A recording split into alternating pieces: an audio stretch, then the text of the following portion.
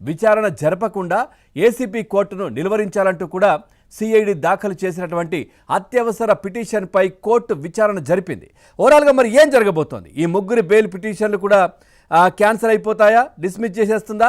అసలు మళ్ళీ వీళ్ళు జైలుకి వెళ్లాల్సినటువంటి పరిస్థితి? ఎవరు? బాలాజీ గోవిందప్ప, తర్వాత కృష్ణమోహన్ రెడ్డి, ధనుంజయ రెడ్డి. అసలు ఏం జరగబోతోంది? ఈ అంశానికి సంబంధించి కూడా మనం ఒక్కసారి క్లారిటీ తీసుకునే ప్రయత్నం చేద్దాం. మనతో పాటు సీనియర్ అడ్వకేట్ ముప్పళ్ళ సుబ్బారావు గారు కూడా లైవ్లో సిద్ధంగా ఉన్నారు. వారిని అడిగి తెలుసుకుందాం. సార్ నమస్కారం.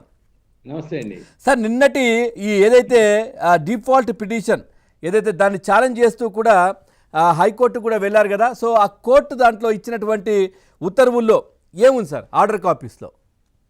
ఇక్కడ ఒకటండి, ఆల్రెడీ ఏసీబీ కోర్టు నిర్దేశించిన సమయంలో 90 రోజుల్లో ఛార్జ్షీట్ దాఖలు చేయలేదు కాబట్టి, పరిపూర్ణమైన ఛార్జ్షీట్ దాఖలు చేయలేదు కాబట్టి ఇది డిఫాల్ట్ బెయిల్ ఇవ్వచ్చు, ఇది భారత రాజ్యాంగం ఆర్టికల్ 21 ప్రకారం ఇవ్వచ్చు అని చెప్పేసి నిర్ధారించి ధనంజయ రెడ్డి, కృష్ణమోహన్ రెడ్డి, బాలాజీ గోవిందప్పలకు డిఫాల్ట్ బెయిల్ మంజూరు చేస్తూ ఒక్కొక్కరికి 2 జామీందారులు ₹1,00,000 విలువ చేసేటువంటి షూరిటీ బాండ్స్ పెట్టాలని చెప్పేసి ఆదేశాలు ఇచ్చింది. కొన్ని కండిషన్స్ కూడా ఇచ్చింది.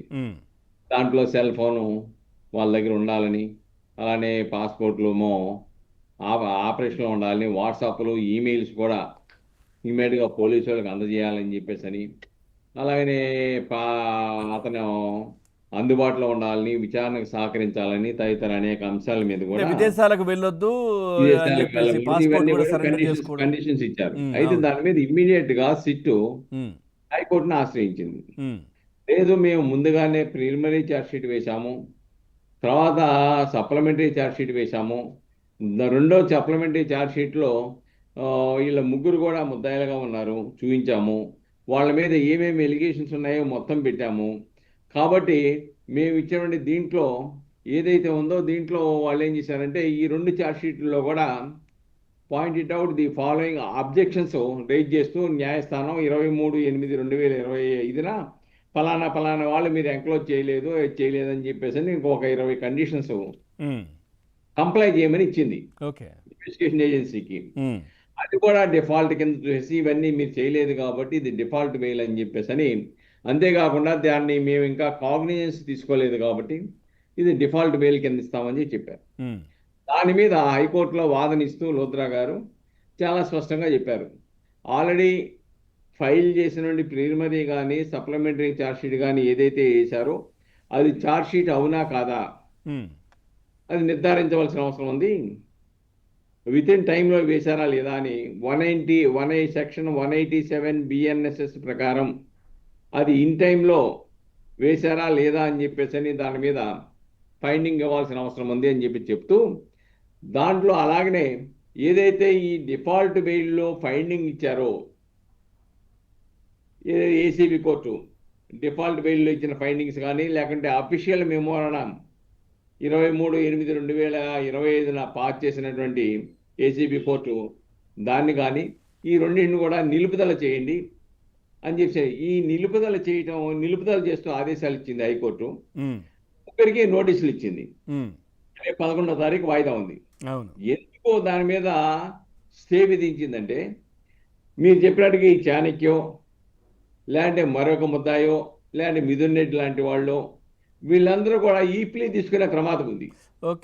ఛార్జ్షీట్లో ఈ లోపాలు ఉన్నాయి, ఈ డిఫెక్ట్స్ ఉన్నాయి, ఇవి రెక్టిఫై చేయలేదు, ఇన్ టైంలో వేయలేదు, డిఫాల్ట్ బెయిల్ ఇవ్వండి అని అడిగే అవకాశాలు ఉన్నాయి. కాబట్టి ఏదైతే బెయిల్ ఆర్డర్లో ఫైండింగ్స్ ఇచ్చారో ఆ ఫైండింగ్స్ అన్నిటి మీద కూడా స్టే విధిస్తూ వీళ్ళ వాదన వినడానికి వీళ్ళ ముగ్గురికి నోటీసులు ఇచ్చింది.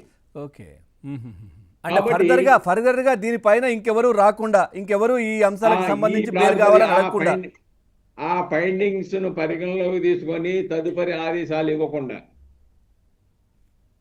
ఇప్పుడు ఈ డిఫాల్ట్ బెయిల్ ఫైండింగ్స్ కనుక స్టే ఇవ్వలేదనుకోండి, అదే ప్రాతిపదిక మీద మిగిలిన ముద్దాయిలు వస్తారు. నిజంగా కూడా సార్, అంటే 2 రోజుల క్రితం మీరు ఇదే అంశానికి సంబంధించి వీళ్ళకి బెయిల్ ఇవ్వగానే మనం ఆదివారం రోజు అంటే ఇదే డిజిటల్ డిబేట్లో కూడా మాట్లాడుకున్నాం. మీరు కూడా ప్రస్తావించారు, డిఫాల్ట్ బెయిల్ అయితే కనుక అది క్యాన్సిల్ చేసి రావచ్చు, దానికి సంబంధించి గతంలో ఇచ్చినటువంటి కోర్టు ఇచ్చినటువంటి ఆదేశాలు కావచ్చు ఇవన్నీ కూడా ఉన్నాయని చెప్పేసి. కానీ లూత్రా గారు ఇచ్చినటువంటి దీంట్లో ఏదైతే ఆయన మాట్లాడిన అంశాలో లేదంటే ఇప్పుడు జరుగుతున్నటువంటి సిచ్యువేషన్ చూస్తే సో దాన్ని బేస్ చేసుకునే పోతున్నట్టు అనిపిస్తోంది. ఏం చెప్తారు? డెఫినెట్గా వాళ్ళు ముద్దాయిల తరపున విషయం ఏంటంటే రీటు చబారియా వర్సెస్ యూనియన్ ఆఫ్ ఇండియా అనే ఒక జడ్జిమెంట్ చేసి దాని ప్రాతిపదిక ఇవ్వచ్చు అని అడిగారు. లోత్రా గారు అంటే ఆ కేసు ఫైండింగ్స్ వేరు, ఈ కేసు యొక్క అంశాలు వేరు, కాబట్టి అది ఇక్కడ అప్లై అవ్వడానికి అవకాశమే లేదు.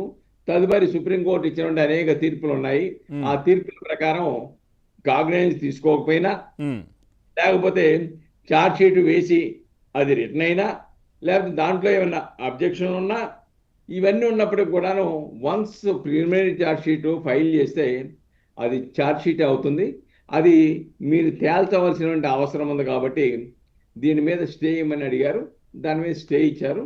11వ తారీఖున ఈ ముగ్గురు సార్ అట్లాగే గతంలో ఉన్న జడ్జిమెంట్స్ ఏంటి సార్? దాంట్లో కొన్ని ఏమైనా మీరు ఉదాహరించగలుగుతారా, మీరు చెప్పగలుగుతారా గతంలో ఉన్న జడ్జిమెంట్స్ దీనికి సంబంధించి? ఒకటి, గతంలో ఉన్నటువంటి జడ్జిమెంట్స్కి వచ్చేటప్పటికి సుప్రీంకోర్టు 2023 సంవత్సరంలో ఒక తీర్పు ఇచ్చింది. ఆ తీర్పు ప్రకారం ఏంటంటే వన్స్ ఛార్జ్ షీట్ ఫైల్ చేసినా లేకపోతే ఫైల్ చేసిన తర్వాత అది రిటర్న్ అయిపోయినా కానీ అది ఛార్జ్ షీట్ ఫైల్ చేసినట్టుగానే భావించాలని చెప్పేసి ఒక తీర్పు ఇచ్చింది సుప్రీంకోర్టు. రెండో తీర్పు ఏమిచ్చిందంటే కాగ్నిజెన్స్ వేసినటువంటి ఛార్జ్ షీట్ మీద కాగ్నిజెన్స్ తీసుకున్నా తీసుకోకపోయినా